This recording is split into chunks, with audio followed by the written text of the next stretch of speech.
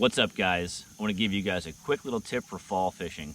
So when it comes to this time of year, that means one thing. The fish are going to be feeding up. They're going to be offshore. They're going to be chasing bait, whether it's back in a creek, off a main lake point, a secondary point, whatever it is.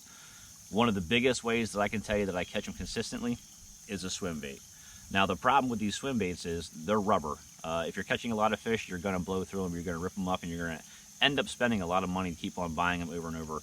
So here's a quick little tip that I do. I've been doing it now for a long time, and it saved me a ton of money, and it saved me a ton of baits. And bigger than that, when you're out fishing, it saves you a ton of time. So basically what I do is I go to Lowe's, Home Depot, either one, and I buy just a little O-ring, the same kind you're basically putting on Senkos. But the good part about these at Home Depot and Lowe's is you can buy any size, inside diameter and outside diameter. When you are buying them, make sure you buy the one that's the thinnest diameter as far as the actual O-ring size. So what I do is I just take my swim bait head, just have a dirty jig swim bait head, whatever swim bait head you like, doesn't matter. You always want to just measure it out. Every swim bait size is different. Every hook length is going to be different. So you just want to measure it out however you do it. I know a lot of guys will put it on there and they'll make a small little mark, all that good stuff. So once you figure out where that's going to be, you take your little tiny O-ring from the back of your swim bait, take it on there, and you want to buy the O-ring size that just fits just snug enough on there, not too tight, and you don't want it to be loose at all. So you can see this one right here fits on there just perfect, right where I got to have it at. So I slid it up, put it on there. It's not pinching the bait, it's not loose on the bait, it's just right. From there, I'm going to take my swim bait hook, and this is a big part of it too. You want to make sure when you're rigging this swim bait, you rig it on there literally perfect.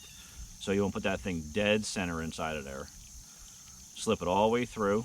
And the other good part is too, like the O-ring actually shows you exactly where to come out because you already measured it, with your hook length, your hook size. So we're going to pop out of the swim bait.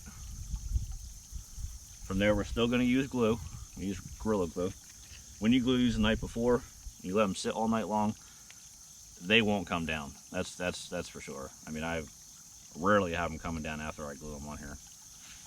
So put a little bit of glue up there where it slides up into it. It's got a good keeper on this thing. We're going to slide it up on there. Push it all the way up tight. Nice, perfect, and straight. Now we got an O-ring right there. So a lot of times when, a fish actually bites a swim bait, what it does, whether it's hitting it from the side, the back, whatever, the very first spot your swim bait tends to rip, honestly, is right here at the hook, right where it bends at. So now with the O-ring on there, now it can't rip because the O-ring's holding the bait tight to the hook. So you'll catch a lot more fish this way, and I promise you it'll save you a ton of time. And more important, it'll save you money because you're not blowing through swim baits. So try this small little tip, and I guarantee you're going to like it.